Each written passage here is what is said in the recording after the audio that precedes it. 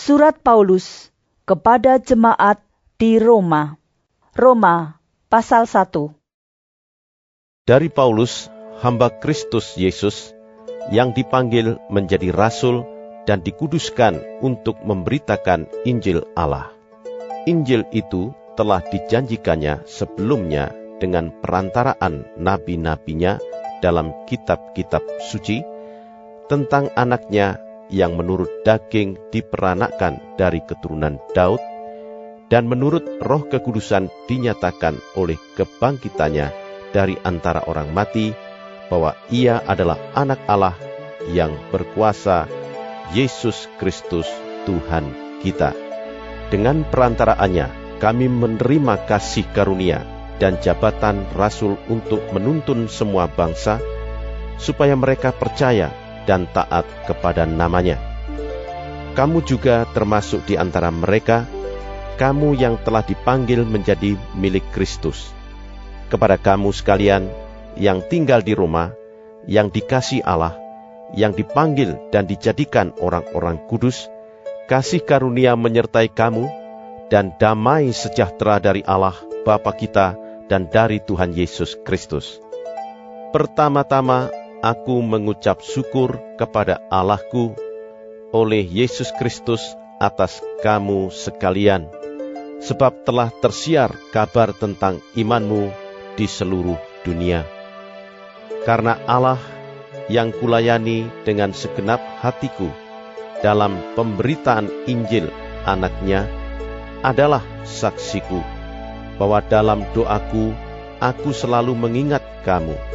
Aku berdoa, semoga dengan kehendak Allah, aku akhirnya beroleh kesempatan untuk mengunjungi kamu.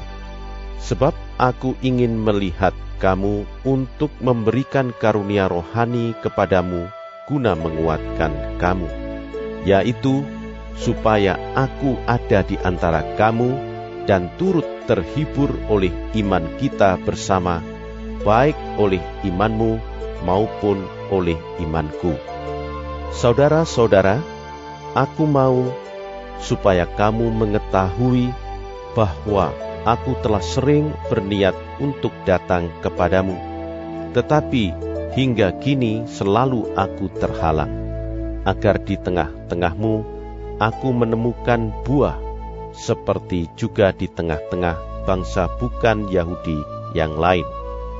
Aku berhutang baik kepada orang Yunani maupun kepada orang bukan Yunani, baik kepada orang terpelajar maupun kepada orang tidak terpelajar. Itulah sebabnya aku ingin untuk memberitakan Injil kepada kamu juga yang diam di Roma. Sebab aku mempunyai keyakinan yang kokoh dalam Injil, karena Injil adalah kekuatan Allah yang menyelamatkan setiap orang yang percaya.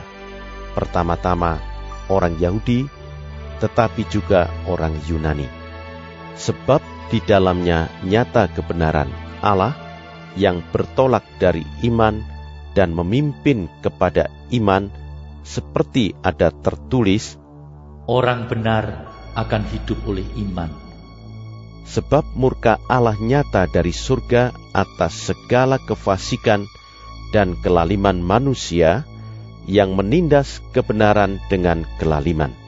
Karena apa yang dapat mereka ketahui tentang Allah nyata bagi mereka, sebab Allah telah menyatakannya kepada mereka. Sebab apa yang tidak nampak daripadanya, yaitu kekuatannya yang kekal dan keilahiannya, dapat nampak kepada pikiran dari karyanya sejak dunia diciptakan, sehingga mereka tidak dapat berdalih. Sebab sekalipun mereka mengenal Allah, mereka tidak memuliakan Dia sebagai Allah atau mengucap syukur kepadanya. Sebaliknya, pikiran mereka menjadi sia-sia dan hati mereka yang bodoh menjadi gelap. Mereka berbuat seolah-olah mereka penuh hikmat, tetapi mereka telah menjadi bodoh. Mereka menggantikan kemuliaan Allah yang tidak fana dengan gambaran yang mirip dengan manusia yang fana, burung-burung, binatang-binatang yang berkaki 4, atau binatang-binatang yang menjalar. Karena itu Allah menyerahkan mereka kepada keinginan hati mereka akan kecemaran, sehingga mereka saling mencemarkan tubuh mereka. Sebab mereka menggantikan kebenaran Allah dengan dusta dan memuja dan menyembah makhluk dengan melupakan penciptanya yang harus dipuji selama-lamanya. Amin. Karena itu Allah menyerahkan mereka kepada hawa nafsu yang memalukan, sebab istri-istri mereka menggantikan persetubuhan yang wajar dengan yang tak wajar.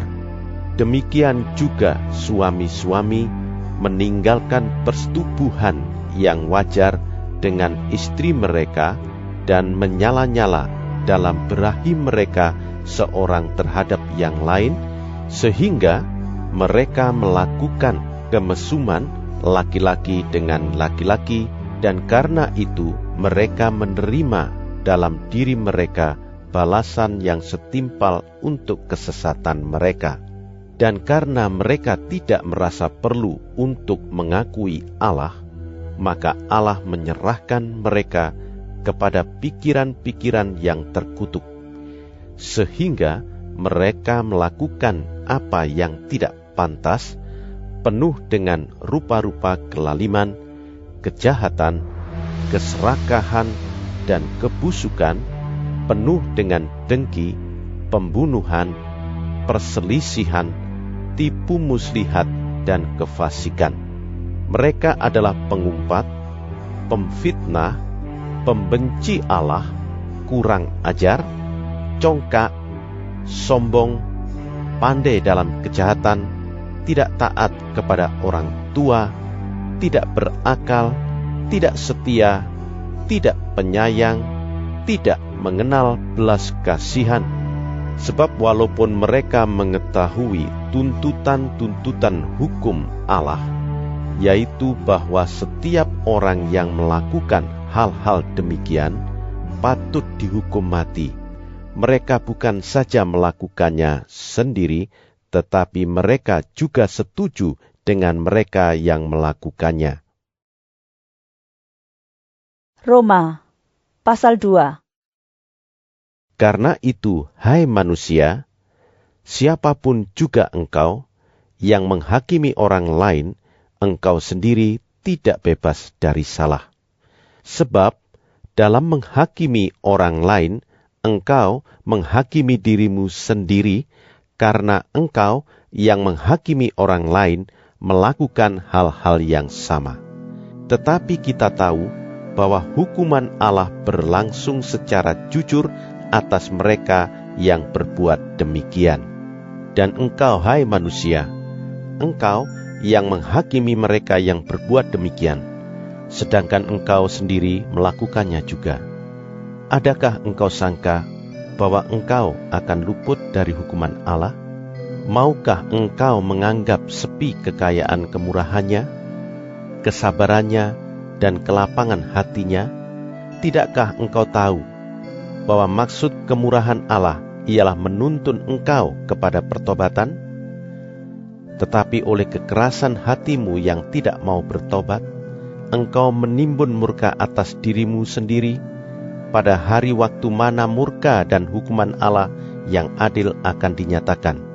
Ia akan membalas setiap orang menurut perbuatannya, yaitu hidup kekal kepada mereka yang dengan tekun berbuat baik, mencari kemuliaan, kehormatan, dan ketidakbinasaan. Tetapi murka dan geram kepada mereka yang mencari kepentingan sendiri, yang tidak taat kepada kebenaran, melainkan taat kepada kelaliman. Penderitaan dan kesesakan akan menimpa setiap orang yang hidup yang berbuat jahat, pertama-tama orang Yahudi dan juga orang Yunani. Tetapi kemuliaan, kehormatan, dan damai sejahtera akan diperoleh semua orang yang berbuat baik, pertama-tama orang Yahudi dan juga orang Yunani, sebab Allah tidak memandang bulu. Sebab semua orang yang berdosa tanpa hukum Taurat akan binasa tanpa hukum Taurat, dan semua orang yang berdosa di bawah hukum Taurat akan dihakimi oleh hukum Taurat, karena bukanlah orang yang mendengar hukum Taurat yang benar di hadapan Allah, tetapi orang yang melakukan hukum Tauratlah yang akan dibenarkan. Apabila bangsa-bangsa lain yang tidak memiliki hukum Taurat oleh dorongan diri sendiri melakukan apa yang dituntut hukum Taurat, maka walaupun mereka tidak memiliki hukum Taurat, mereka menjadi hukum Taurat bagi diri mereka sendiri. Sebab dengan itu mereka menunjukkan bahwa isi hukum Taurat ada tertulis di dalam hati mereka, dan suara hati mereka turut bersaksi, dan pikiran mereka saling menuduh atau saling membela. Hal itu akan nampak pada hari bila mana Allah sesuai dengan Injil yang kuberitakan akan menghakimi segala sesuatu yang tersembunyi dalam hati manusia oleh Kristus Yesus. Tetapi jika kamu menyebut dirimu orang Yahudi dan bersandar kepada hukum Taurat, bermegah dalam Allah, dan tahu akan kehendaknya, dan oleh karena diajar dalam hukum Taurat, dapat tahu mana yang baik dan mana yang tidak, dan yakin bahwa engkau adalah penuntun orang buta dan terang bagi mereka yang di dalam kegelapan, pendidik orang bodoh dan pengajar orang yang belum dewasa, karena dalam hukum Taurat engkau memiliki kegenapan segala kepandaian dan kebenaran. Jadi, bagaimanakah engkau yang mengajar orang lain? Tidakkah engkau mengajar dirimu sendiri? Engkau yang mengajar, jangan mencuri. Mengapa engkau sendiri mencuri? Engkau yang berkata, jangan bersinah. Mengapa engkau sendiri bersinah? Engkau yang jijik akan segala berhala. Mengapa engkau sendiri merampok rumah berhala? Engkau bermegah atas hukum Taurat. Mengapa engkau sendiri menghina Allah dengan melanggar hukum Taurat itu? Seperti ada tertulis, Sebab oleh karena kamulah nama Allah dihujat di antara bangsa-bangsa lain. sunat memang ada gunanya jika engkau mentaati hukum Taurat. Tetapi jika engkau melanggar hukum Taurat, maka sunatmu tidak ada lagi gunanya. Jadi, jika orang yang tak bersunat memperhatikan tuntutan-tuntutan hukum Taurat, tidakkah ia dianggap sama dengan orang yang telah disunat? Jika demikian, maka orang yang tak bersunat, tetapi yang melakukan hukum Taurat, akan menghakimi kamu yang mempunyai hukum tertulis dan sunat, tetapi yang melanggar hukum Taurat. Sebab yang disebut Yahudi bukanlah orang yang lahiriah Yahudi, dan yang disebut sunat bukanlah sunat yang dilangsungkan secara lahiriah. Tetapi orang Yahudi sejati ialah dia yang tidak nampak keyahudiannya, dan sunat ialah sunat di dalam hati secara rohani, bukan secara hurufiah. Maka pujian baginya datang bukan dari manusia, melainkan dari Allah. Roma, pasal 3.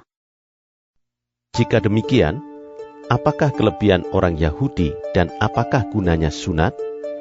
Banyak sekali, dan di dalam segala hal.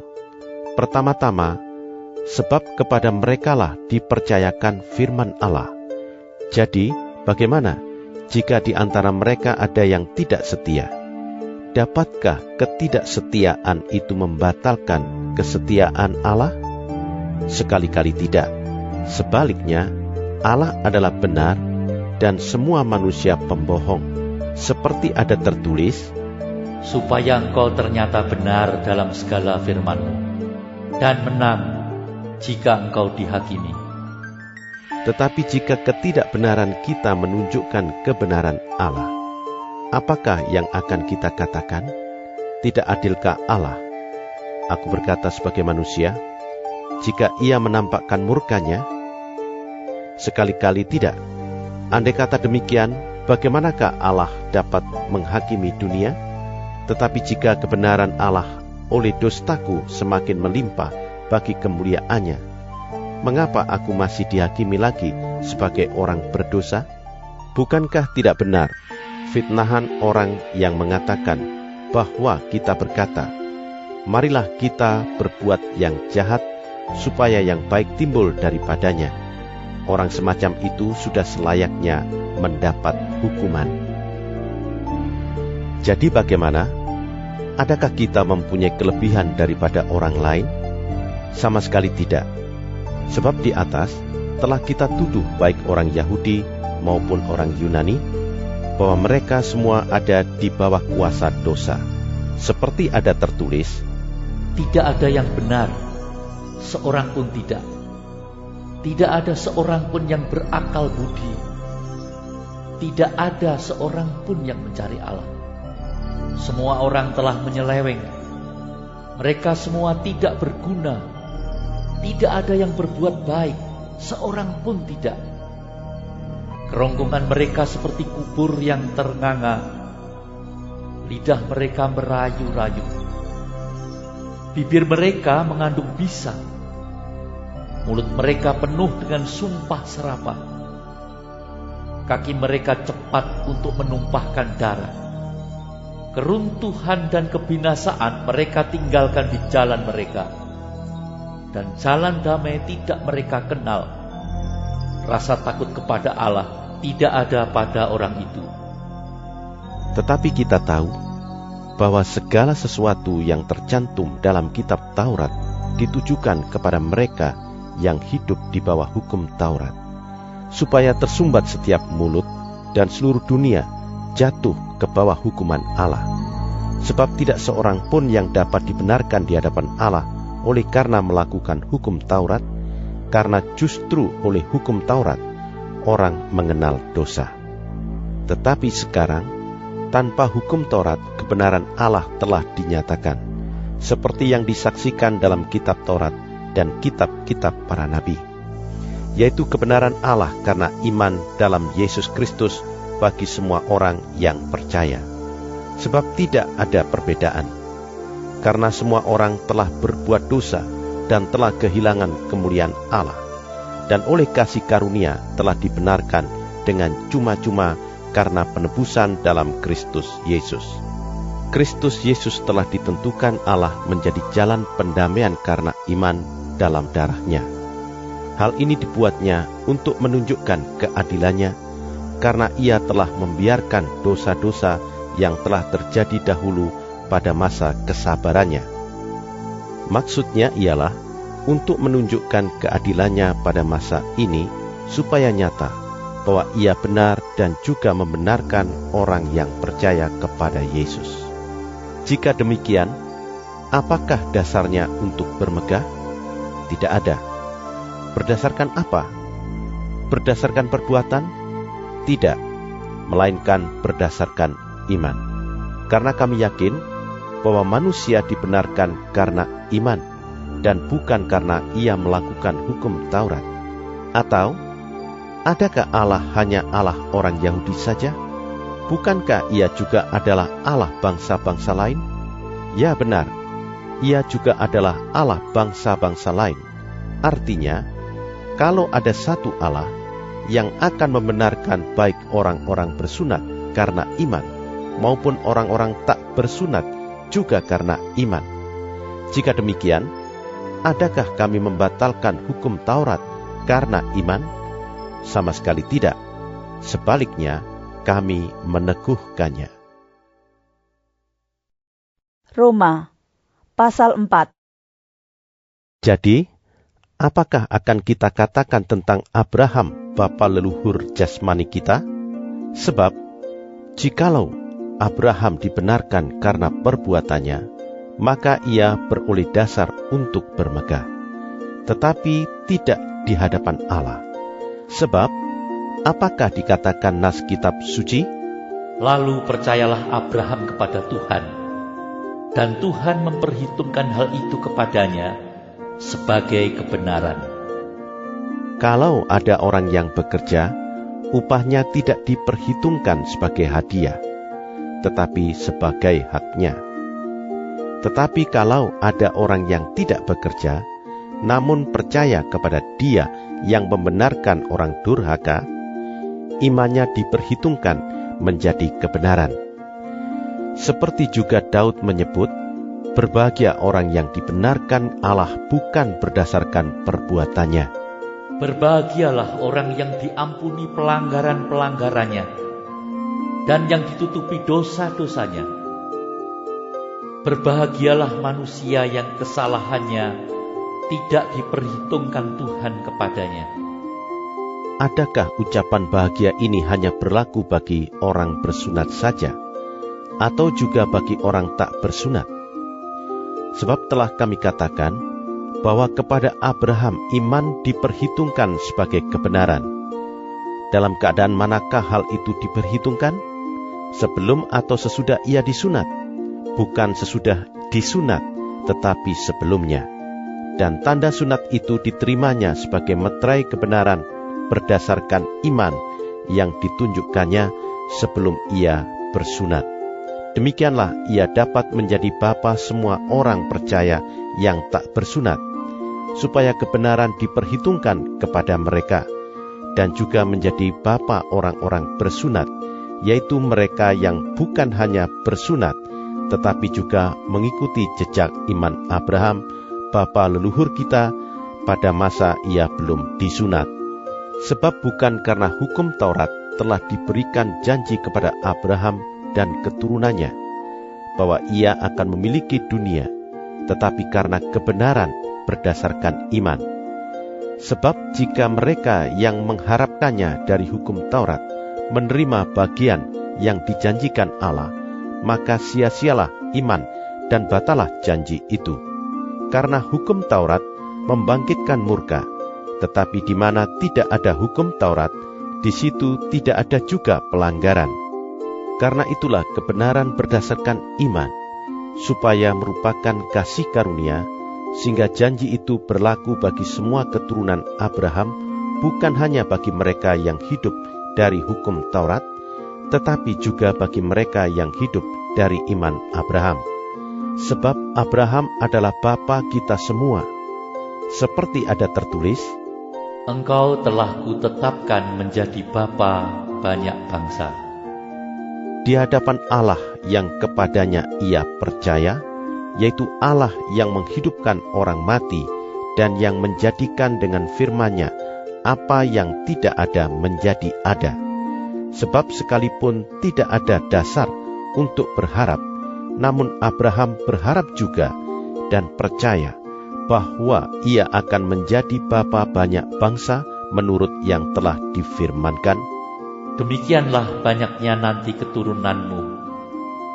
Imannya tidak menjadi lemah, walaupun ia mengetahui bahwa tubuhnya sudah sangat lemah, karena usianya telah kira-kira 100 tahun, dan bahwa rahim Sarah telah tertutup. Tetapi terhadap janji Allah, ia tidak bimbang karena ketidakpercayaan, malah ia diperkuat dalam imannya, dan ia memuliakan Allah dengan penuh keyakinan bahwa Allah berkuasa untuk melaksanakan apa yang telah ia janjikan. Karena itu, hal ini diperhitungkan kepadanya sebagai kebenaran. Kata-kata ini, yaitu hal ini diperhitungkan kepadanya, tidak ditulis untuk Abraham saja, tetapi ditulis juga untuk kita. Sebab kepada kita pun Allah memperhitungkannya, karena kita percaya kepada Dia yang telah membangkitkan Yesus Tuhan kita dari antara orang mati, yaitu Yesus yang telah diserahkan karena pelanggaran kita dan dibangkitkan karena pembenaran kita. Roma pasal 5. Sebab itu, kita yang dibenarkan karena iman, kita hidup dalam damai sejahtera dengan Allah oleh karena Tuhan kita, Yesus Kristus. Oleh Dia, kita juga beroleh jalan masuk oleh iman kepada kasih karunia ini. Di dalam kasih karunia ini, kita berdiri dan kita bermegah dalam pengharapan akan menerima kemuliaan Allah.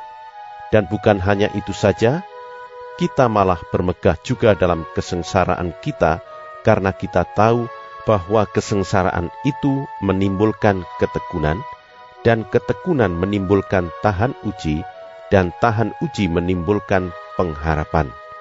Dan pengharapan tidak mengecewakan, karena kasih Allah telah dicurahkan di dalam hati kita oleh Roh Kudus yang telah dikaruniakan kepada kita. Karena waktu kita masih lemah, Kristus telah mati untuk kita orang-orang durhaka pada waktu yang ditentukan oleh Allah. Sebab tidak mudah seorang mau mati untuk orang yang benar, tetapi mungkin untuk orang yang baik ada orang yang berani mati. Akan tetapi Allah menunjukkan kasih-Nya kepada kita oleh karena Kristus telah mati untuk kita ketika kita masih berdosa. Lebih-lebih karena kita sekarang telah dibenarkan oleh darah-Nya, kita pasti akan diselamatkan dari murka Allah.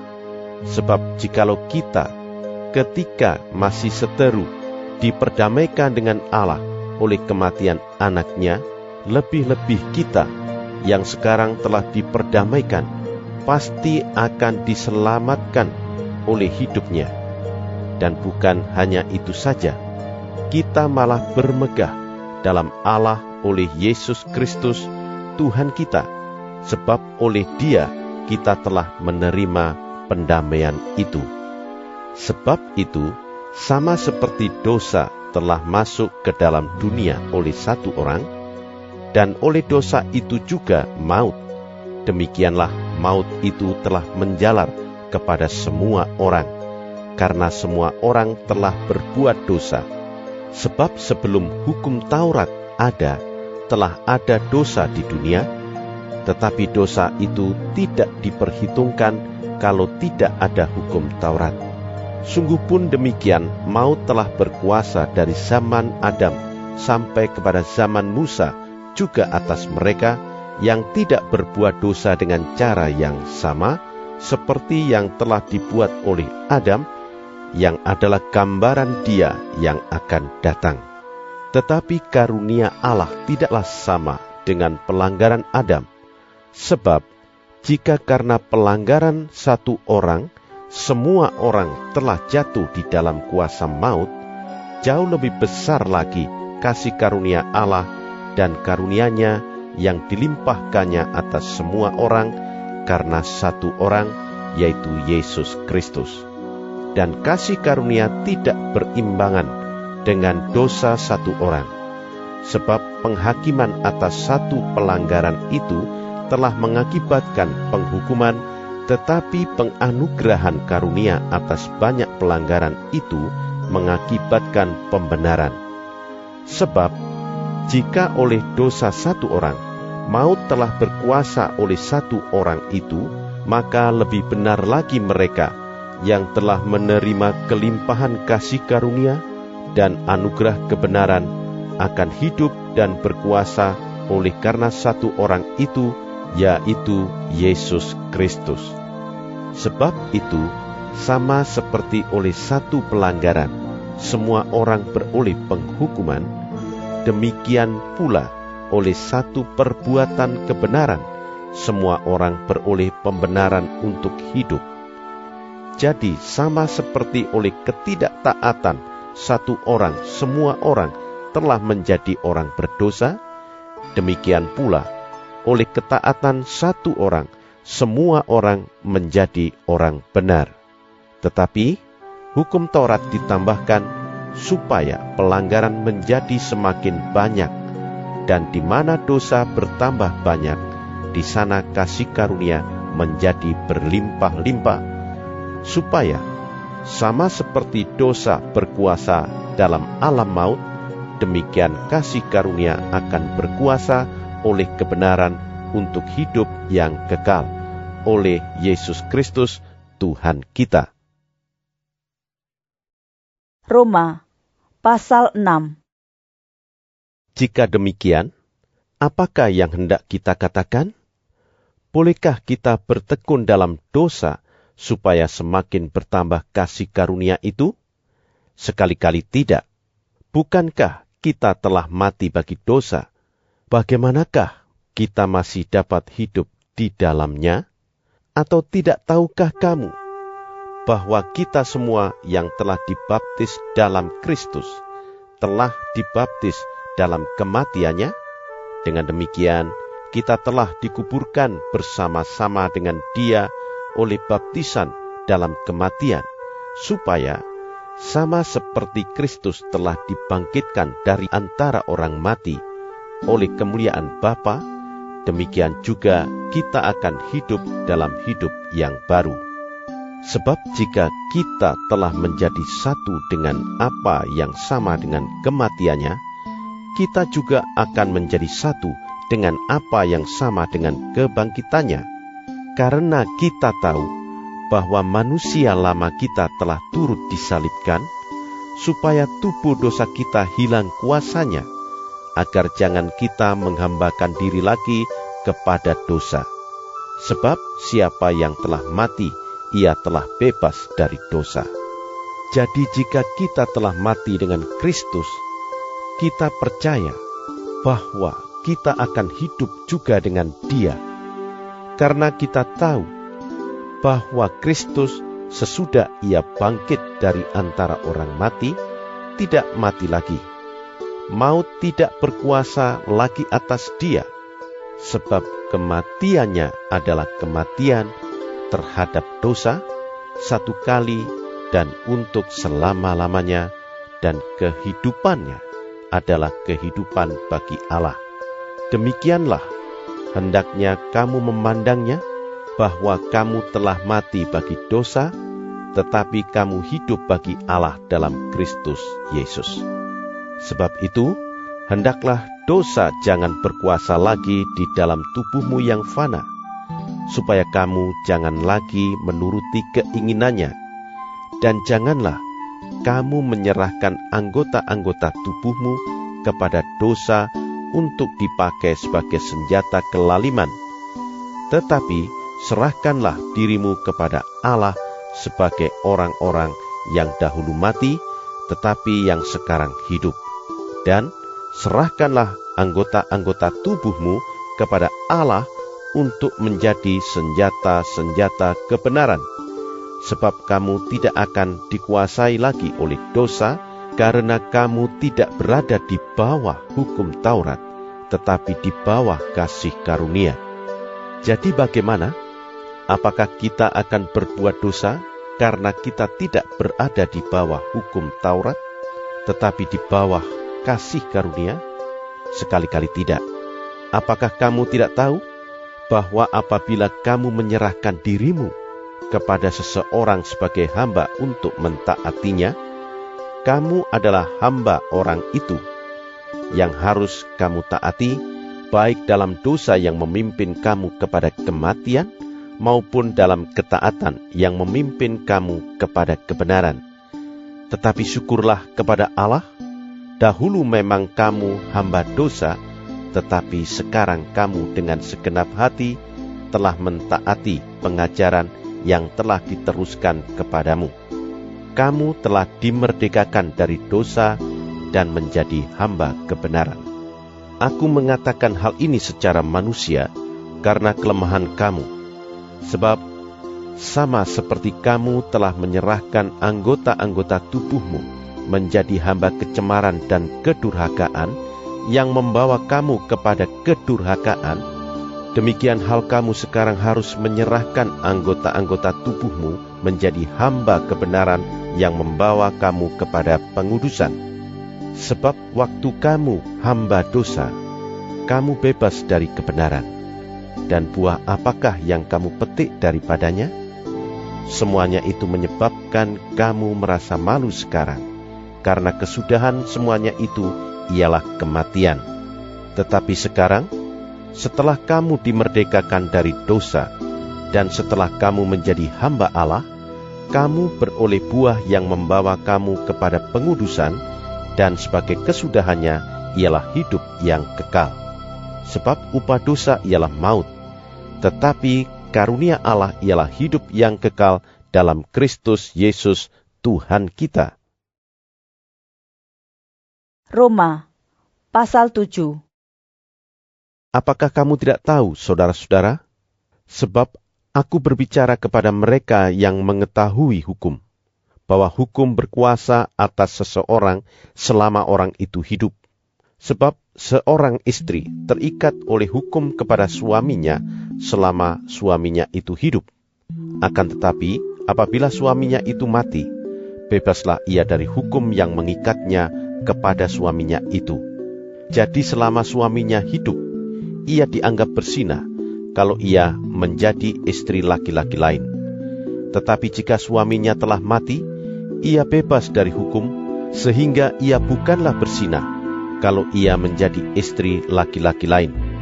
Sebab itu, saudara-saudaraku, kamu juga telah mati bagi hukum Taurat oleh tubuh Kristus, supaya kamu menjadi milik orang lain, yaitu milik Dia yang telah dibangkitkan dari antara orang mati, agar kita berbuah bagi Allah. Sebab waktu kita masih hidup di dalam daging, hawa nafsu dosa yang dirangsang oleh hukum Taurat bekerja dalam anggota-anggota tubuh kita agar kita berbuah bagi maut. Tetapi sekarang kita telah dibebaskan dari hukum Taurat, sebab kita telah mati bagi Dia yang mengurung kita, sehingga kita sekarang melayani dalam keadaan baru menurut roh, dan bukan dalam keadaan lama menurut huruf hukum Taurat.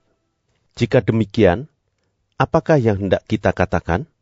Apakah hukum Taurat itu dosa? Sekali-kali tidak. Sebaliknya, justru oleh hukum Taurat, aku telah mengenal dosa. Karena aku juga tidak tahu apa itu keinginan, kalau hukum Taurat tidak mengatakan, Jangan mengingini. Tetapi dalam perintah itu, dosa mendapat kesempatan untuk membangkitkan di dalam diriku rupa-rupa keinginan. Sebab tanpa hukum Taurat, dosa mati. Dahulu aku hidup tanpa hukum Taurat, akan tetapi sesudah datang perintah itu, dosa mulai hidup. Sebaliknya aku mati, dan perintah yang seharusnya membawa kepada hidup, ternyata bagiku justru membawa kepada kematian. Sebab dalam perintah itu, dosa mendapat kesempatan untuk menipu aku, dan oleh perintah itu, ia membunuh aku. Jadi hukum Taurat adalah kudus, dan perintah itu juga adalah kudus, benar, dan baik. Jika demikian, adakah yang baik itu menjadi kematian bagiku? Sekali-kali tidak. Tetapi supaya nyata bahwa ia adalah dosa, maka dosa mempergunakan yang baik untuk mendatangkan kematian bagiku, supaya oleh perintah itu, dosa lebih nyata lagi keadaannya sebagai dosa. Sebab kita tahu bahwa hukum Taurat adalah rohani, tetapi aku bersifat daging, terjual di bawah kuasa dosa. Sebab apa yang aku perbuat, aku tidak tahu, karena bukan apa yang aku kehendaki yang aku perbuat, tetapi apa yang aku benci, itulah yang aku perbuat. Jadi jika aku perbuat apa yang tidak aku kehendaki, aku menyetujui bahwa hukum Taurat itu baik. Kalau demikian, bukan aku lagi yang memperbuatnya, tetapi dosa yang ada di dalam aku. Sebab aku tahu bahwa di dalam aku, yaitu di dalam aku sebagai manusia, tidak ada sesuatu yang baik. Sebab kehendak memang ada di dalam aku, tetapi bukan hal berbuat apa yang baik. Sebab bukan apa yang aku kehendaki, yaitu yang baik, yang aku perbuat, melainkan apa yang tidak aku kehendaki, yaitu yang jahat, yang aku perbuat. Jadi jika aku berbuat apa yang tidak aku kehendaki, maka bukan lagi aku yang memperbuatnya, tetapi dosa yang diam di dalam aku. Demikianlah aku dapati hukum ini, jika aku menghendaki berbuat apa yang baik, yang jahat itu ada padaku. Sebab di dalam batinku aku suka akan hukum Allah, tetapi di dalam anggota-anggota tubuhku aku melihat hukum lain yang berjuang melawan hukum akal budiku dan membuat aku menjadi tawanan hukum dosa yang ada di dalam anggota-anggota tubuhku. Aku manusia celaka. Siapakah yang akan melepaskan aku dari tubuh maut ini? Syukur kepada Allah oleh Yesus Kristus Tuhan kita. Jadi dengan akal budiku aku melayani hukum Allah, tetapi dengan tubuh insaniku aku melayani hukum dosa. Roma pasal 8. Demikianlah sekarang tidak ada penghukuman bagi mereka yang ada di dalam Kristus Yesus.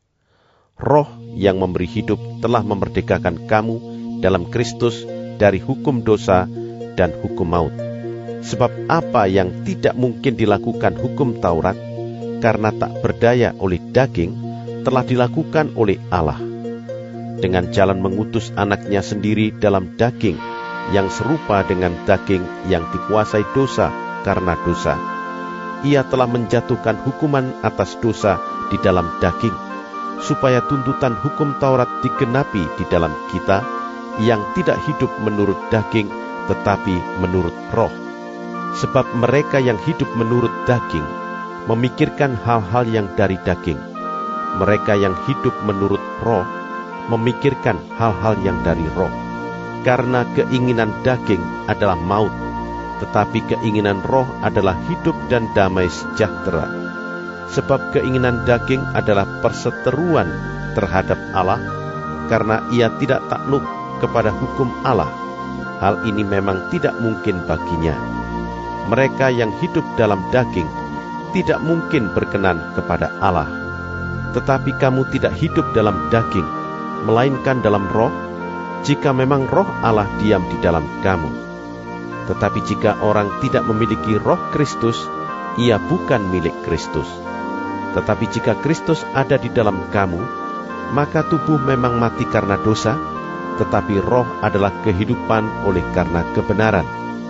Dan jika roh Dia yang telah membangkitkan Yesus dari antara orang mati diam di dalam kamu, maka Ia yang telah membangkitkan Kristus Yesus dari antara orang mati akan menghidupkan juga tubuhmu yang fana itu oleh rohnya yang diam di dalam kamu. Jadi saudara-saudara, kita adalah orang berhutang, tetapi bukan kepada daging, supaya hidup menurut daging. Sebab jika kamu hidup menurut daging, kamu akan mati. Tetapi jika oleh roh kamu mematikan perbuatan-perbuatan tubuhmu, kamu akan hidup. Semua orang yang dipimpin roh Allah adalah anak Allah. Sebab kamu tidak menerima roh perbudakan yang membuat kamu menjadi takut lagi, tetapi kamu telah menerima roh yang menjadikan kamu anak Allah. Oleh roh itu kita berseru, Ya Aba, Ya Bapa. Roh itu bersaksi bersama-sama dengan roh kita bahwa kita adalah anak-anak Allah. Dan jika kita adalah anak, maka kita juga adalah ahli waris. Maksudnya orang-orang yang berhak menerima janji-janji Allah, yang akan menerimanya bersama-sama dengan Kristus, yaitu jika kita menderita bersama-sama dengan Dia, supaya kita juga dipermuliakan bersama-sama dengan Dia. Sebab aku yakin bahwa penderitaan zaman sekarang ini tidak dapat dibandingkan dengan kemuliaan yang akan dinyatakan kepada kita. Sebab dengan sangat rindu, seluruh makhluk menantikan saat anak-anak Allah dinyatakan. Karena seluruh makhluk telah ditaklukkan kepada kesia-siaan, bukan oleh kehendaknya sendiri, tetapi oleh kehendak Dia yang telah menaklukkannya, tetapi dalam pengharapan, karena makhluk itu sendiri juga akan dimerdekakan dari perbudakan kebinasaan dan masuk ke dalam kemerdekaan kemuliaan anak-anak Allah.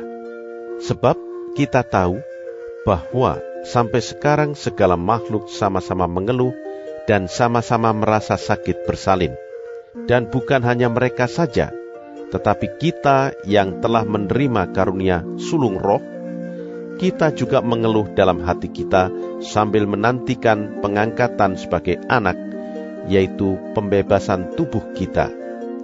Sebab kita diselamatkan dalam pengharapan, tetapi pengharapan yang dilihat bukan pengharapan lagi. Sebab bagaimana orang masih mengharapkan apa yang dilihatnya?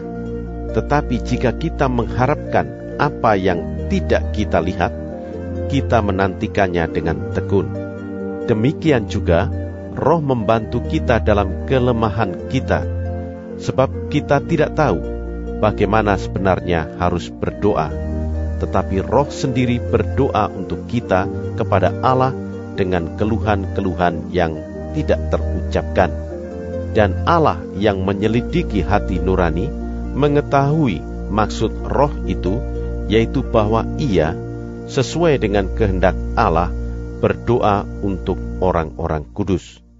Kita tahu sekarang bahwa Allah turut bekerja dalam segala sesuatu untuk mendatangkan kebaikan bagi mereka yang mengasihi Dia, yaitu bagi mereka yang terpanggil sesuai dengan rencana Allah.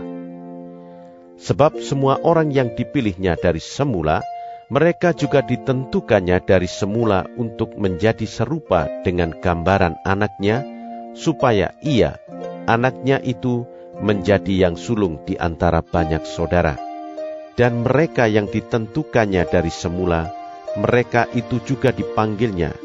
Dan mereka yang dipanggilnya, mereka itu juga dibenarkannya. Dan mereka yang dibenarkannya, mereka itu juga dimuliakannya. Sebab itu apakah yang akan kita katakan tentang semuanya itu? Jika Allah di pihak kita, siapakah yang akan melawan kita? Ia yang tidak menyayangkan anaknya sendiri, tetapi yang menyerahkannya bagi kita semua. Bagaimanakah mungkin Ia tidak mengaruniakan segala sesuatu kepada kita bersama-sama dengan Dia? Siapakah yang akan menggugat orang-orang pilihan Allah? Allah yang membenarkan mereka, siapakah yang akan menghukum mereka? Kristus Yesus yang telah mati, bahkan lebih lagi, yang telah bangkit, yang juga duduk di sebelah kanan Allah, yang malah menjadi pembela bagi kita. Siapakah yang akan memisahkan kita dari kasih Kristus? Penindasan atau kesesakan, atau penganiayaan, atau kelaparan, atau ketelanjangan, atau bahaya, atau pedang. Seperti ada tertulis, Oleh karena Engkau, kami ada dalam bahaya maut sepanjang hari. Kami telah dianggap sebagai domba-domba sembelihan. tetapi dalam semuanya itu, kita lebih daripada orang-orang yang menang, oleh Dia yang telah mengasihi kita. Sebab aku yakin bahwa baik maut maupun hidup, baik malaikat-malaikat maupun pemerintah-pemerintah, baik yang ada sekarang maupun yang akan datang, atau kuasa-kuasa, baik yang di atas maupun yang di bawah, ataupun sesuatu makhluk lain, tidak akan dapat memisahkan kita dari kasih Allah yang ada dalam Kristus Yesus Tuhan kita. Roma pasal 9. Aku mengatakan kebenaran dalam Kristus. Aku tidak berdusta. Suara hatiku turut bersaksi dalam Roh Kudus bahwa aku sangat berduka cita dan selalu bersedih hati. Bahkan aku mau terkutuk dan terpisah dari Kristus demi saudara-saudaraku, kaum sebangsaku secara jasmani, sebab mereka adalah orang Israel. Mereka telah diangkat menjadi anak, dan mereka telah menerima kemuliaan, dan perjanjian-perjanjian, dan hukum Taurat, dan ibadah, dan janji-janji. Mereka adalah keturunan bapa-bapa leluhur, yang menurunkan Mesias dalam keadaannya sebagai manusia, yang ada di atas segala sesuatu. Ia adalah Allah yang harus dipuji sampai selama-lamanya. Amin. Akan tetapi firman Allah tidak mungkin gagal. Sebab tidak semua orang yang berasal dari Israel adalah orang Israel. Dan juga tidak semua yang terhitung keturunan Abraham adalah anak Abraham, tetapi yang berasal dari Ishak yang akan disebut keturunanmu. Artinya, bukan anak-anak menurut daging adalah anak-anak Allah, tetapi anak-anak perjanjian yang disebut keturunan yang benar. Sebab firman ini mengandung janji, pada waktu seperti inilah aku akan datang, dan Sarah akan mempunyai seorang anak laki-laki. Tetapi bukan hanya itu saja. Lebih terang lagi ialah Ribka yang mengandung dari satu orang, yaitu dari Ishak, bapa leluhur kita. Sebab waktu anak-anak itu belum dilahirkan dan belum melakukan yang baik atau yang jahat, supaya rencana Allah tentang pemilihannya diteguhkan, bukan berdasarkan perbuatan, tetapi berdasarkan panggilannya. Dikatakan kepada Ribka, anak yang tua akan menjadi hamba anak yang muda. Seperti ada tertulis, aku mengasihi Yakub, tetapi membenci Esau. Jika demikian, apakah yang hendak kita katakan? Apakah Allah tidak adil? Mustahil, sebab Ia berfirman kepada Musa, aku akan menaruh belas kasihan. Kepada siapa aku mau menaruh belas kasihan? Dan aku akan bermurah hati kepada siapa aku mau bermurah hati. Jadi, hal itu tidak tergantung pada kehendak orang atau usaha orang, tetapi kepada kemurahan hati Allah. Sebab kitab suci berkata kepada Firaun, itulah sebabnya aku membangkitkan engkau, yaitu supaya aku memperlihatkan kuasaku di dalam engkau, dan supaya namaku dimasyhurkan di seluruh bumi.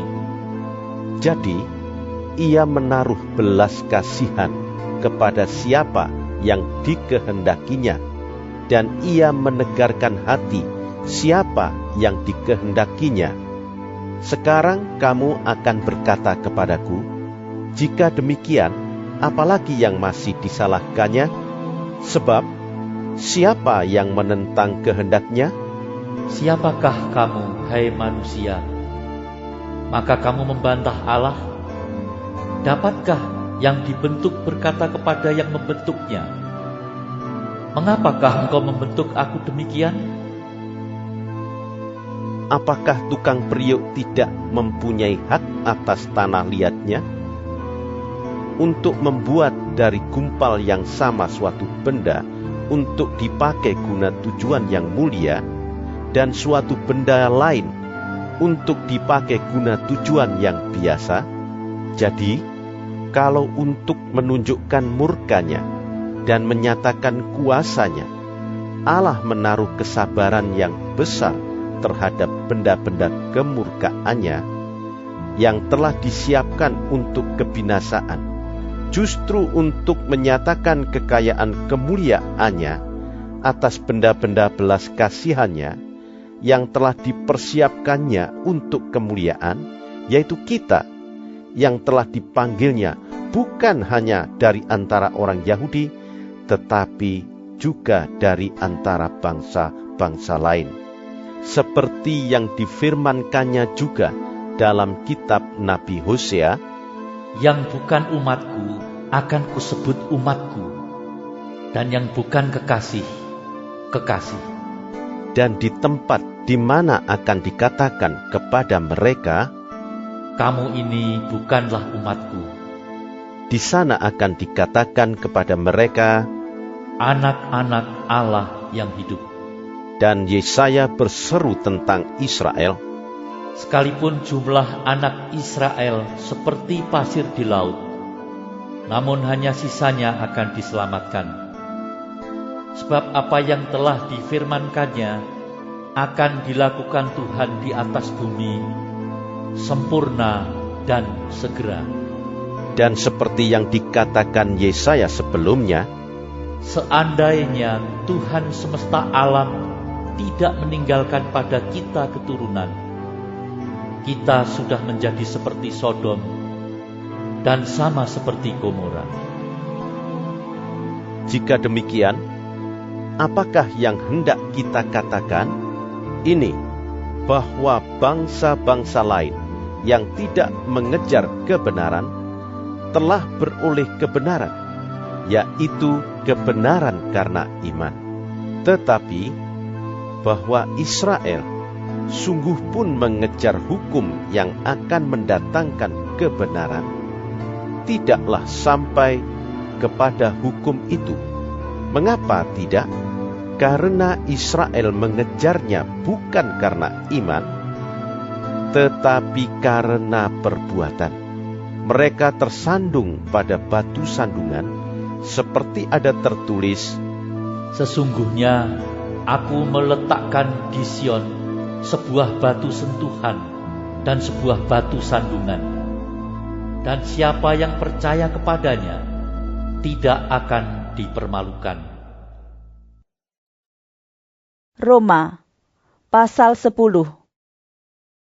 Saudara-saudara, keinginan hatiku dan doaku kepada Tuhan ialah supaya mereka diselamatkan, sebab aku dapat memberi kesaksian tentang mereka, bahwa mereka sungguh-sungguh giat untuk Allah, tetapi tanpa pengertian yang benar.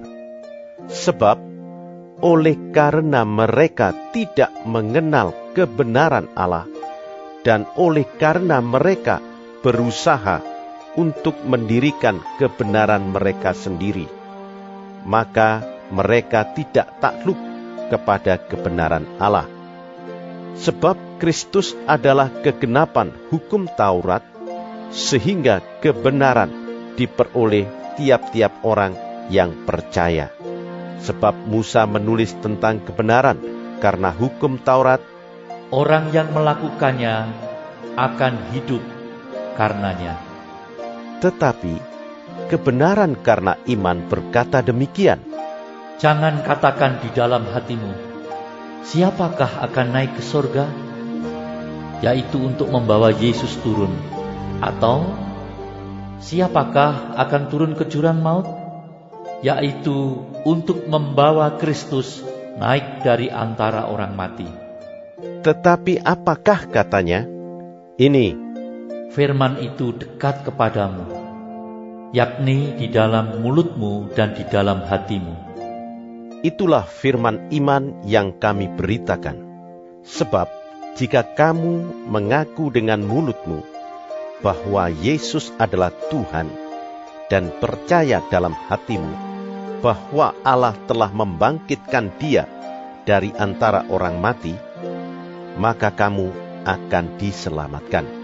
Karena dengan hati orang percaya dan dibenarkan, dan dengan mulut orang mengaku dan diselamatkan.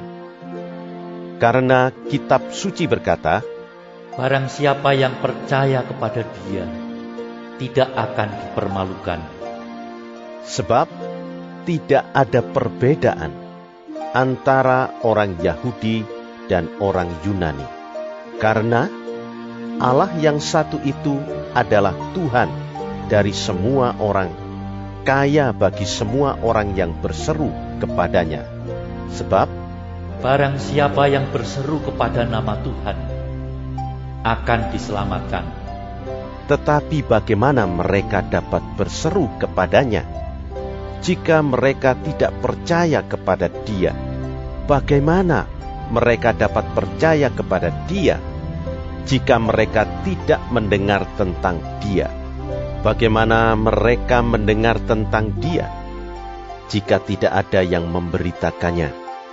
Dan bagaimana mereka dapat memberitakannya jika mereka tidak diutus? Seperti ada tertulis, betapa indahnya kedatangan mereka yang membawa kabar baik. Tetapi tidak semua orang telah menerima kabar baik itu. Yesaya sendiri berkata, Tuhan, siapakah yang percaya kepada pemberitaan kami? jadi iman timbul dari pendengaran, dan pendengaran oleh firman Kristus. Tetapi aku bertanya, adakah mereka tidak mendengarnya? Memang mereka telah mendengarnya. Suara mereka sampai ke seluruh dunia, dan perkataan mereka sampai ke ujung bumi.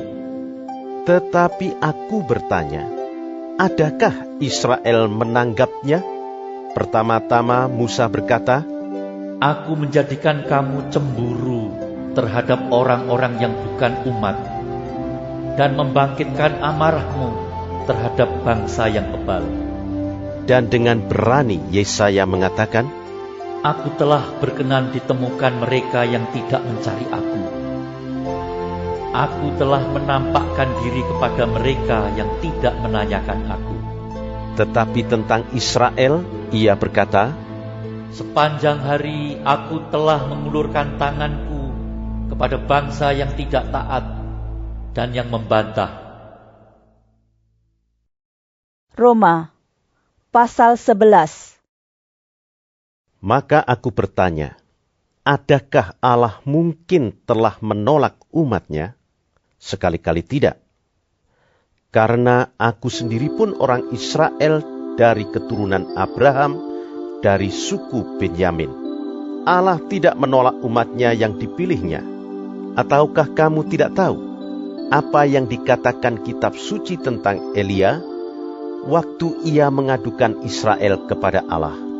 Tuhan, nabi-nabimu telah mereka bunuh. Mezbah-mezbahmu telah mereka runtuhkan. Hanya aku seorang dirilah yang masih hidup, dan mereka ingin mencabut nyawaku. Tetapi bagaimanakah firman Allah kepadanya? Aku masih meninggalkan 7.000 orang bagiku, yang tidak pernah sujud menyembah Baal. Demikian juga pada waktu ini ada tinggal suatu sisa, menurut pilihan kasih karunia. Tetapi jika hal itu terjadi karena kasih karunia, maka bukan lagi karena perbuatan, sebab jika tidak demikian, maka kasih karunia itu bukan lagi kasih karunia. Jadi bagaimana?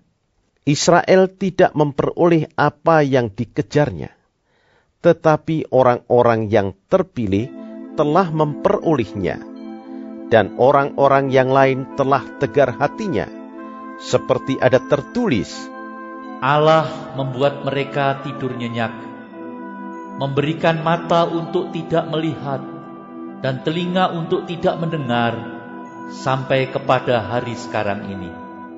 Dan Daud berkata, Biarlah jamuan mereka menjadi jerat dan perangkap, penyesatan dan pembalasan bagi mereka.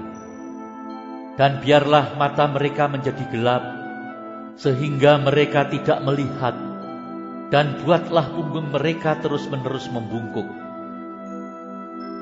maka aku bertanya, adakah mereka tersandung dan harus jatuh? Sekali-kali tidak. Tetapi oleh pelanggaran mereka, keselamatan telah sampai kepada bangsa-bangsa lain, supaya membuat mereka cemburu.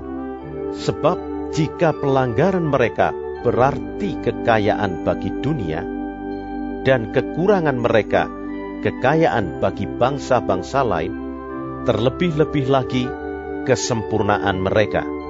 Aku berkata kepada kamu, hai bangsa-bangsa bukan Yahudi, justru karena aku adalah rasul untuk bangsa-bangsa bukan Yahudi, aku menganggap hal itu kemuliaan pelayananku, yaitu kalau aku dapat membangkitkan cemburu di dalam hati kaum sebangsaku menurut daging, dan dapat menyelamatkan beberapa orang dari mereka. Sebab jika penolakan mereka berarti perdamaian bagi dunia, dapatkah penerimaan mereka mempunyai arti lain daripada hidup dari antara orang mati? Jikalau roti sulung adalah kudus, maka seluruh adonan juga kudus. Dan jikalau akar adalah kudus, maka cabang-cabang juga kudus. Karena itu, apabila beberapa cabang telah dipatahkan, dan kamu sebagai tunas liar telah dicangkokkan di antaranya, dan turut mendapat bagian dalam akar pohon zaitun yang penuh getah, janganlah kamu bermegah terhadap cabang-cabang itu. Jikalau kamu bermegah, ingatlah bahwa bukan kamu yang menopang akar itu, melainkan akar itu yang menopang kamu. Mungkin kamu akan berkata, ada cabang-cabang yang dipatahkan, supaya aku dicangkokkan di antaranya sebagai tunas. Baiklah, mereka dipatahkan karena ketidakpercayaan mereka, dan kamu tegak tercacak karena iman. Janganlah kamu sombong, tetapi takutlah. Sebab kalau Allah tidak menyayangkan cabang-cabang asli, Ia juga tidak akan menyayangkan kamu. Sebab itu, perhatikanlah kemurahan Allah dan juga kekerasannya, yaitu kekerasan atas orang-orang yang telah jatuh. Tetapi atas kamu kemurahannya, yaitu jika kamu tetap dalam kemurahannya. Jika tidak, kamu pun akan dipotong juga.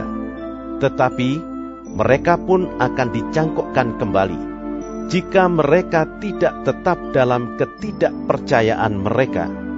Sebab Allah berkuasa untuk mencangkokkan mereka kembali. Sebab jika kamu telah dipotong sebagai cabang dari pohon zaitun liar, dan bertentangan dengan keadaanmu itu, kamu telah dicangkokkan pada pohon zaitun sejati. Terlebih lagi mereka ini, yang menurut asal mereka akan dicangkokkan pada pohon zaitun mereka sendiri. Sebab saudara-saudara, supaya kamu jangan menganggap dirimu pandai, aku mau agar kamu mengetahui rahasia ini. Sebagian dari Israel telah menjadi tegar, sampai jumlah yang penuh dari bangsa-bangsa lain telah masuk. Dengan jalan demikian, seluruh Israel akan diselamatkan, seperti ada tertulis, dari Sion akan datang penebus. Ia akan menyingkirkan segala kefasikan daripada Yakub. Dan inilah perjanjianku dengan mereka, apabila aku menghapuskan dosa mereka. Mengenai Injil, mereka adalah seteru Allah oleh karena kamu. Tetapi mengenai pilihan, mereka adalah kekasih Allah oleh karena nenek moyang. Sebab Allah tidak menyesali kasih karunia dan panggilannya. Sebab sama seperti kamu dahulu tidak taat kepada Allah, tetapi sekarang beroleh kemurahan oleh ketidaktaatan mereka, demikian juga mereka sekarang tidak taat, supaya oleh kemurahan yang telah kamu peroleh, mereka juga akan beroleh kemurahan. Sebab Allah telah mengurung semua orang dalam ketidaktaatan, supaya Ia dapat menunjukkan kemurahannya atas mereka semua. Oh, alangkah dalamnya kekayaan, hikmat dan pengetahuan Allah. Sungguh tak terselidiki keputusan-keputusannya, dan sungguh tak terselami jalan-jalannya. Sebab siapakah yang mengetahui pikiran Tuhan? Atau siapakah yang pernah menjadi penasihatnya? Atau siapakah yang pernah memberikan sesuatu kepadanya, sehingga ia harus menggantikannya? Sebab segala sesuatu adalah dari Dia, dan oleh Dia, dan kepada Dia. Bagi Dialah kemuliaan sampai selama-lamanya. Roma pasal 12.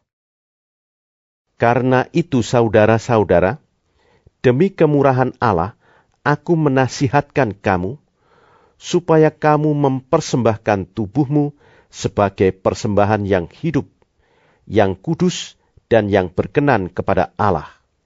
Itu adalah ibadahmu yang sejati.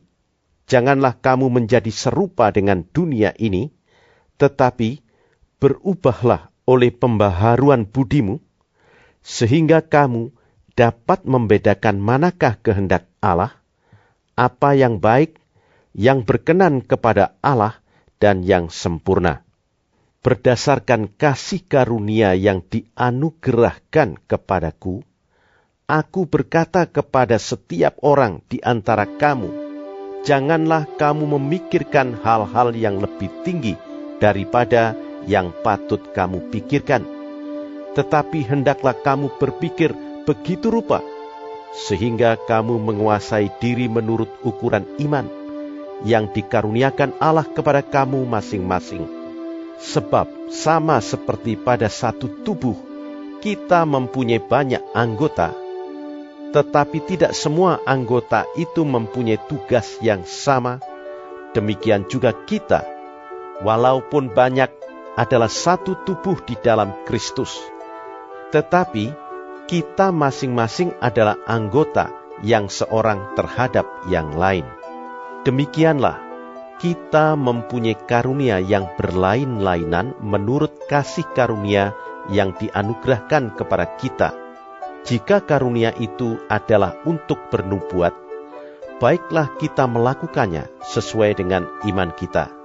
Jika karunia untuk melayani, baiklah kita melayani.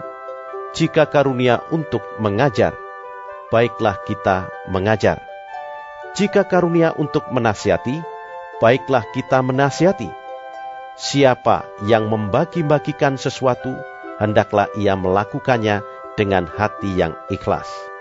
Siapa yang memberi pimpinan, hendaklah ia melakukannya dengan rajin. Siapa yang menunjukkan kemurahan, hendaklah ia melakukannya dengan sukacita. Hendaklah kasih itu jangan pura-pura. Jauhilah yang jahat dan lakukanlah yang baik. Hendaklah kamu saling mengasihi sebagai saudara dan saling mendahului dalam memberi hormat.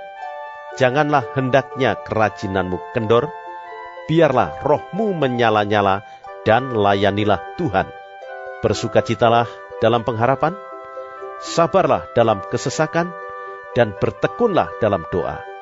Bantulah dalam kekurangan orang-orang kudus, dan usahakanlah dirimu untuk selalu memberikan tumpangan. Berkatilah siapa yang menganiaya kamu, berkatilah dan jangan mengutuk.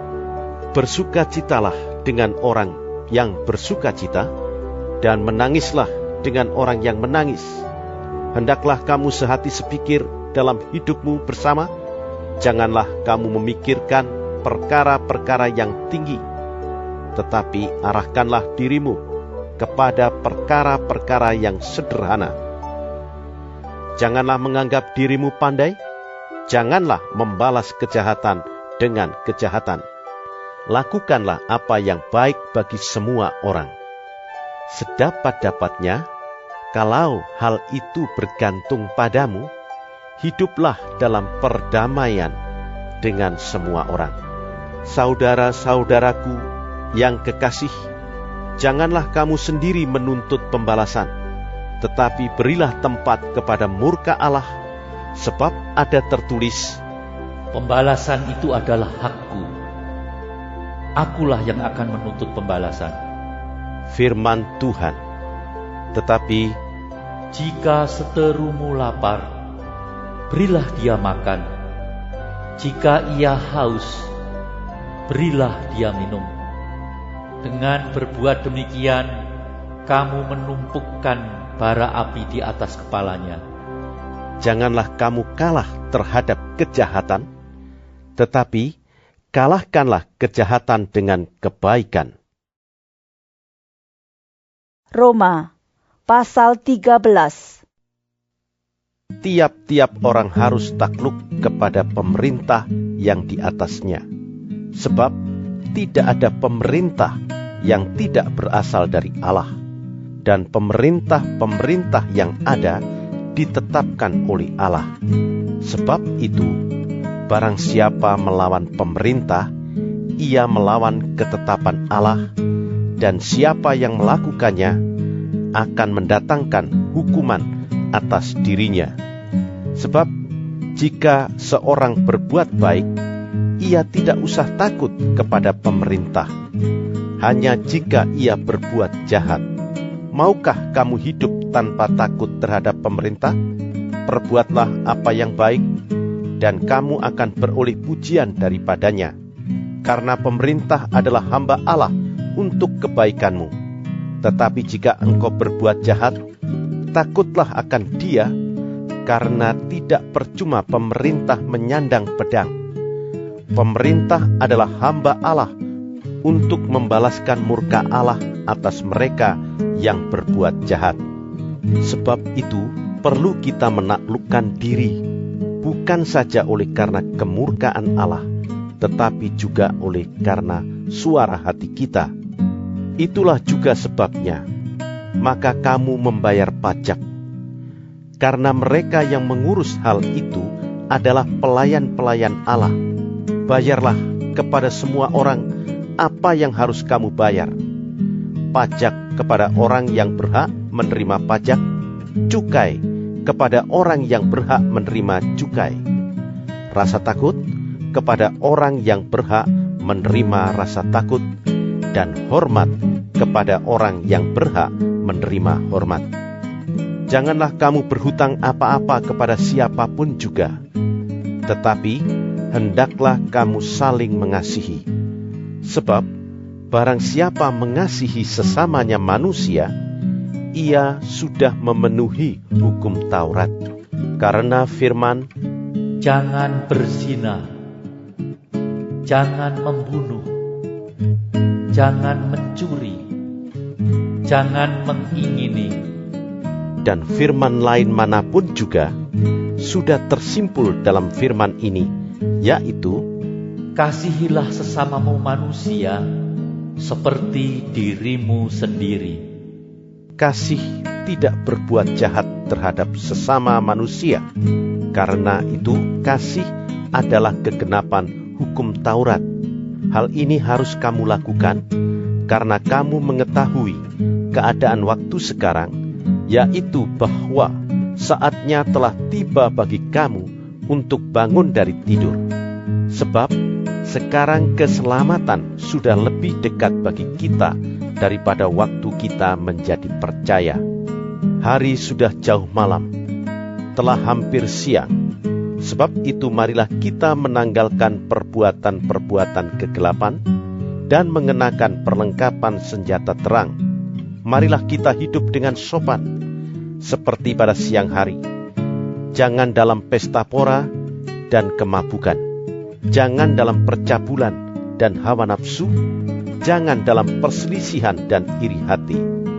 Tetapi kenakanlah Tuhan Yesus Kristus sebagai perlengkapan senjata terang, dan janganlah merawat tubuhmu untuk memuaskan keinginannya. Roma pasal 14. Terimalah orang yang lemah imannya tanpa mempercakapkan pendapatnya, yang seorang yakin bahwa ia boleh makan segala jenis makanan, tetapi orang yang lemah imannya hanya makan sayur-sayuran saja. Siapa yang makan, janganlah menghina orang yang tidak makan. Dan siapa yang tidak makan, janganlah menghakimi orang yang makan. Sebab Allah telah menerima orang itu. Siapakah kamu, sehingga kamu menghakimi hamba orang lain? Entahkah ia berdiri, entahkah ia jatuh, itu adalah urusan tuannya sendiri, tetapi ia akan tetap berdiri, karena Tuhan berkuasa menjaga dia terus berdiri. Yang seorang menganggap hari yang satu lebih penting daripada hari yang lain, tetapi yang lain menganggap semua hari sama saja. Hendaklah setiap orang benar-benar yakin dalam hatinya sendiri. Siapa yang berpegang pada suatu hari yang tertentu, ia melakukannya untuk Tuhan. Dan siapa makan, ia melakukannya untuk Tuhan, sebab ia mengucap syukur kepada Allah. Dan siapa tidak makan, ia melakukannya untuk Tuhan, dan ia juga mengucap syukur kepada Allah. Sebab tidak ada seorang pun di antara kita yang hidup untuk dirinya sendiri, dan tidak ada seorang pun yang mati untuk dirinya sendiri. Sebab jika kita hidup untuk Tuhan, dan jika kita mati untuk Tuhan. Jadi baik hidup atau mati, kita adalah milik Tuhan. Sebab untuk itulah Kristus telah mati dan hidup kembali, supaya ia menjadi Tuhan, baik atas orang-orang mati maupun atas orang-orang hidup. Tetapi engkau, mengapakah engkau menghakimi saudaramu? Atau mengapakah engkau menghina saudaramu? Sebab kita semua harus menghadap tahta pengadilan Allah, karena ada tertulis, Demi aku hidup, demikianlah firman Tuhan, semua orang akan bertekuk lutut di hadapanku, dan semua orang akan memuliakan Allah. Demikianlah, setiap orang di antara kita akan memberi pertanggungan jawab tentang dirinya sendiri kepada Allah. Karena itu, janganlah kita saling menghakimi lagi, tetapi lebih baik kamu menganut pandangan ini. Jangan kita membuat saudara kita jatuh atau tersandung. Aku tahu dan yakin dalam Tuhan Yesus, bahwa tidak ada sesuatu yang najis dari dirinya sendiri. Hanya bagi orang yang beranggapan bahwa sesuatu adalah najis, bagi orang itulah sesuatu itu najis. Sebab, jika engkau menyakiti hati saudaramu oleh karena sesuatu yang engkau makan, maka engkau tidak hidup lagi menurut tuntutan kasih. Janganlah engkau membinasakan saudaramu oleh karena makananmu, karena Kristus telah mati untuk dia. Apa yang baik, yang kamu miliki, janganlah kamu biarkan difitnah. Sebab kerajaan Allah bukanlah soal makanan dan minuman, tetapi soal kebenaran, damai sejahtera, dan sukacita oleh Roh Kudus. Karena barang siapa melayani Kristus dengan cara ini, ia berkenan pada Allah dan dihormati oleh manusia. Sebab itu, marilah kita mengejar apa yang mendatangkan damai sejahtera dan yang berguna untuk saling membangun. Janganlah engkau merusakkan pekerjaan Allah oleh karena makanan. Segala sesuatu adalah suci, tetapi celakalah orang jika oleh makanannya orang lain tersandung. Baiklah engkau jangan makan daging atau minum anggur, atau sesuatu yang menjadi batu sandungan untuk saudaramu. Berpeganglah pada keyakinan yang engkau miliki itu, bagi dirimu sendiri di hadapan Allah. Berbahagialah dia yang tidak menghukum dirinya sendiri dalam apa yang dianggapnya baik untuk dilakukan. Tetapi barang siapa yang bimbang kalau ia makan, ia telah dihukum, karena ia tidak melakukannya berdasarkan iman. Dan segala sesuatu yang tidak berdasarkan iman adalah dosa. Roma, pasal 15. Kita yang kuat wajib menanggung kelemahan orang yang tidak kuat, dan jangan kita mencari kesenangan kita sendiri. Setiap orang di antara kita harus mencari kesenangan sesama kita demi kebaikannya untuk membangunnya. Karena Kristus juga tidak mencari kesenangannya sendiri. Tetapi seperti ada tertulis, Kata-kata cercaan mereka yang mencerca engkau telah mengenai aku. sebab segala sesuatu yang ditulis dahulu telah ditulis untuk menjadi pelajaran bagi kita, supaya kita teguh berpegang pada pengharapan oleh ketekunan dan penghiburan dari kitab suci. Semoga Allah yang adalah sumber ketekunan dan penghiburan, mengaruniakan kerukunan kepada kamu sesuai dengan kehendak Kristus Yesus, sehingga dengan satu hati dan satu suara kamu memuliakan Allah dan Bapa Tuhan kita Yesus Kristus. Sebab itu, terimalah satu akan yang lain, sama seperti Kristus juga telah menerima kita untuk kemuliaan Allah.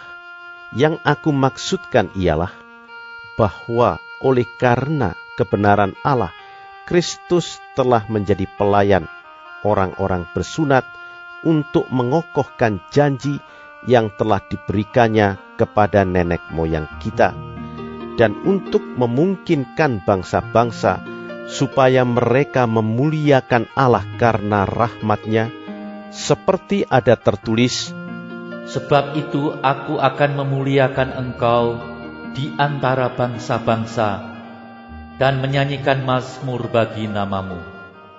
Dan selanjutnya, Bersukacitalah hai bangsa-bangsa dengan umatnya. dan lagi, Pujilah Tuhan hai kamu semua bangsa-bangsa, dan biarlah segala suku bangsa memuji Dia. dan selanjutnya kata Yesaya, Taruk dari pangkal Isai akan terbit, dan ia akan bangkit untuk memerintah bangsa-bangsa, dan kepadanyalah bangsa-bangsa akan menaruh harapan.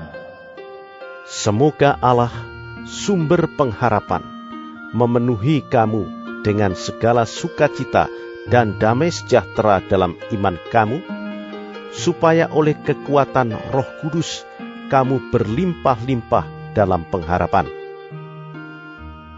Saudara-saudaraku, aku sendiri memang yakin tentang kamu, bahwa kamu juga telah penuh dengan kebaikan dan dengan segala pengetahuan dan sanggup untuk saling menasihati. Namun, karena kasih karunia yang telah dianugerahkan Allah kepadaku, aku di sana-sini dengan agak berani telah menulis kepadamu untuk mengingatkan kamu, yaitu bahwa aku boleh menjadi pelayan Kristus Yesus bagi bangsa-bangsa bukan Yahudi dalam pelayanan pemberitaan Injil Allah, supaya bangsa-bangsa bukan Yahudi dapat diterima oleh Allah sebagai persembahan yang berkenan kepadanya, yang disucikan oleh Roh Kudus. Jadi dalam Kristus aku boleh bermegah tentang pelayananku bagi Allah. Sebab aku tidak akan berani berkata-kata tentang sesuatu yang lain, kecuali tentang apa yang telah dikerjakan Kristus olehku, yaitu untuk memimpin bangsa-bangsa lain kepada ketaatan, oleh perkataan dan perbuatan, oleh kuasa tanda-tanda dan musisat-musisat, dan oleh kuasa Roh. Demikianlah dalam perjalanan keliling dari Yerusalem sampai ke Ilirikum, aku telah memberitakan sepenuhnya Injil Kristus. Dan dalam pemberitaan itu, aku menganggap sebagai kehormatanku bahwa aku tidak melakukannya di tempat-tempat di mana nama Kristus telah dikenal orang, supaya aku jangan membangun di atas dasar yang telah diletakkan orang lain, tetapi sesuai dengan yang ada tertulis, Mereka yang belum pernah menerima berita tentang Dia akan melihat Dia, dan mereka yang tidak pernah mendengarnya akan mengertinya. Itulah sebabnya aku selalu terhalang untuk mengunjungi kamu. Tetapi sekarang, karena aku tidak lagi mempunyai tempat kerja di daerah ini, dan karena aku telah beberapa tahun lamanya ingin mengunjungi kamu, aku harap dalam perjalananku ke Spanyol, aku dapat singgah di tempatmu dan bertemu dengan kamu, sehingga kamu dapat mengantarkan aku ke sana, setelah aku seketika menikmati pertemuan dengan kamu. Tetapi sekarang, aku sedang dalam perjalanan ke Yerusalem untuk mengantarkan bantuan kepada orang-orang kudus. Sebab Makedonia dan Akhaya telah mengambil keputusan untuk menyumbangkan sesuatu kepada orang-orang miskin di antara orang-orang kudus di Yerusalem. Keputusan itu memang telah mereka ambil, tetapi itu adalah kewajiban mereka. Sebab jika bangsa-bangsa lain telah beroleh bagian dalam harta rohani orang Yahudi, maka wajiblah juga bangsa-bangsa lain itu melayani orang Yahudi dengan harta duniawi mereka. Apabila aku sudah menunaikan tugas itu dan sudah menyerahkan hasil usaha bangsa-bangsa lain itu kepada mereka, aku akan berangkat ke Spanyol melalui kota kamu. Dan aku tahu bahwa jika aku datang mengunjungi kamu, aku akan melakukannya dengan penuh berkat Kristus. Tetapi demi Kristus Tuhan kita, dan demi kasih Roh, aku menasihatkan kamu, saudara-saudara, untuk bergumul bersama-sama dengan aku dalam doa kepada Allah untuk aku, supaya aku terpelihara dari orang-orang yang tidak taat di Yudea, dan supaya pelayananku untuk Yerusalem disambut dengan baik oleh orang-orang kudus di sana, agar aku yang dengan sukacita datang kepadamu oleh kehendak Allah, beroleh kesegaran bersama-sama dengan kamu. Allah, sumber damai sejahtera, menyertai kamu sekalian. Amin. Roma pasal 16. Aku meminta perhatianmu terhadap Febe, saudari kita yang melayani jemaat di Kengkrea, supaya kamu menyambut dia dalam Tuhan, sebagaimana seharusnya bagi orang-orang kudus, dan berikanlah kepadanya bantuan bila diperlukannya. Sebab ia sendiri telah memberikan bantuan kepada banyak orang, juga kepadaku sendiri. Sampaikan salam kepada Priskila dan Aquila, teman-teman sekerjaku dalam Kristus Yesus. Mereka telah mempertaruhkan nyawanya untuk hidupku. Kepada mereka, bukan aku saja yang berterima kasih, tetapi juga semua jemaat bukan Yahudi. Salam juga kepada jemaat di rumah mereka.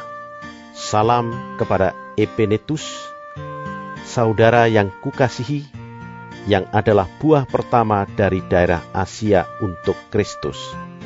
Salam kepada Maria, yang telah bekerja keras untuk kamu. Salam kepada Andronikus dan Junias, saudara-saudaraku sebangsa, yang pernah dipenjarakan bersama-sama dengan aku, yaitu orang-orang yang terpandang di antara para rasul, dan yang telah menjadi Kristen sebelum aku. Salam kepada Ampliatus yang kukasihi dalam Tuhan. Salam kepada Urbanus, teman sekerja kami dalam Kristus. Dan salam kepada Stakis yang kukasihi. Salam kepada Apeles yang telah tahan uji dalam Kristus. Salam kepada mereka yang termasuk isi rumah Aristobulus. Salam kepada Herodion, temanku sebangsa. Salam kepada mereka yang termasuk isi rumah Narkisus yang ada dalam Tuhan. Salam kepada Trifena dan Trifosa yang bekerja membanting tulang dalam pelayanan Tuhan. Salam kepada Persis yang kukasihi, yang telah bekerja membanting tulang dalam pelayanan Tuhan. Salam kepada Rufus, orang pilihan dalam Tuhan, dan salam kepada ibunya, yang bagiku adalah juga ibu. Salam kepada Asinkritus, Flegon, Hermes, Patrobas, Hermas, dan saudara-saudara yang bersama-sama dengan mereka. Salam kepada Filologus dan Julia, Nereus dan saudaranya perempuan, dan Olimpas, dan juga kepada segala orang kudus yang bersama-sama dengan mereka. Bersalam-salamlah kamu dengan cium kudus. Salam kepada kamu dari semua jemaat Kristus. Tetapi aku menasihatkan kamu saudara-saudara, supaya kamu waspada terhadap mereka yang bertentangan dengan pengajaran yang telah kamu terima, menimbulkan perpecahan dan godaan. Sebab itu hindarilah mereka. Sebab orang-orang demikian tidak melayani Kristus Tuhan kita, tetapi melayani perut mereka sendiri. Dan dengan kata-kata mereka yang muluk-muluk dan bahasa mereka yang manis, mereka menipu orang-orang yang tulus hatinya.